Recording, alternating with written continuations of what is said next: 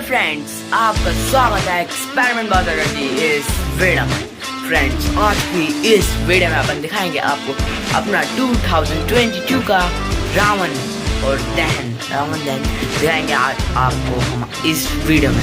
Friends, but एक problem है कि जो हमारी ये 2022 रावण की जो वीडियो है थोड़े अच्छे से शूट नहीं हो पाई है और हमने एडिट करके आपको पूरी वीडियो जितनी एडिट यानी कि जितनी वीडियो हमारे पास फुटेज है उसको हमने आपको दिखाया और अपन उसकी आपको इमेजेस भी दिखाएंगे कि रावण कितना बड़ा है और कितना उस पर है। क्योंकि उस टाइम हम वीडियो तो शूट नहीं कर पाए क्योंकि बारिश हो रही थी, क्योंकि आपको पता 5 तारीख को दशहरा था, पर हमारे इधर 2 दिन लगातार बारिश हुई इसलिए हम रावण को जला ही नहीं पाए। तो हमने यानी 2 दिन बाद रावण को जलाया। 6, 7, 8 तारीख को हमारा रावण जला है और हम आपको उसकी वीडियो दिखाएंगे। ओके, चलिए अपन करते हैं इंट्रो और